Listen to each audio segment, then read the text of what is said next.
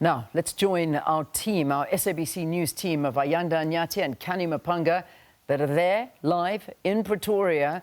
A very good morning to you guys. So talk to us a little bit about what happened yesterday, Ayanda, and today, of course, what we're expecting.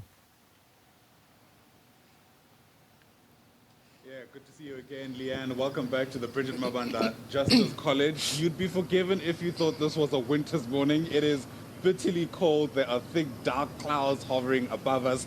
And I suppose Joe Guy will tell us a bit more about what we can expect for the rest of the day. But our business, of course, is still focused on the evidence that's being led here at the Madlaga Commission of Inquiry.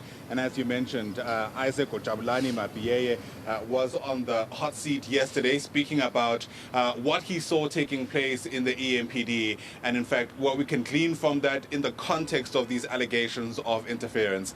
Canny Maphanga is our senior reporter who's been stationed here for us since the beginning, and she's with us once again. Great to see you this Friday morning, Canny. So let's begin with where Isaac Mapiyeye actually started, and that's around drawing lines of demarcation between the roles and responsibilities of the SAPS and the EMPD. Indeed. As the probe continues on the extent to which these alleged criminal cartels enjoyed some form of benefit from various institutions in the criminal justice system, even the Metro Police Department is not being spared.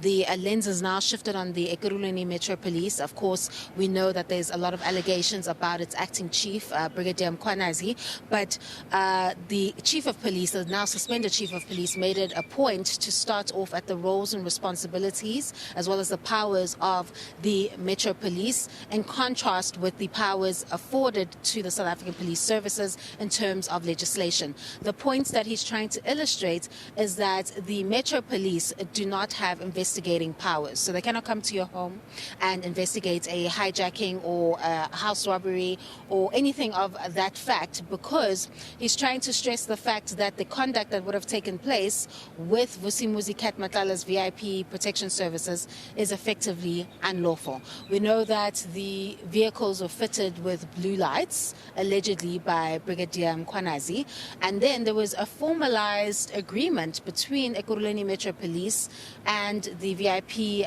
protection services to combat crime through various operations. Now, we already know that based on the foundation laid by Mapiyeye that this is unlawful because Metro Police don't have those kinds of powers. Those are powers that they have to lend off to the South African Police Services. So whatever they do in, I guess, uncovering any type of crime that may have taken place in front of their eyes, once they hand over to SAPS, that's now SAPS' responsibility because their mandate, according to legislation, gives them those investigative powers. He does stress, though, that Metro Police could be in a better position if they had those kind of powers to do their work as the Metro Police. But for now, all they have is to just enforce those bylaws and, I guess, maintain the rule of law with the boundary of understanding that once it moves to the investigative powers, then, of course, SAPS comes in. So whatever crime is performed in front of them, then they have a duty there to play their role.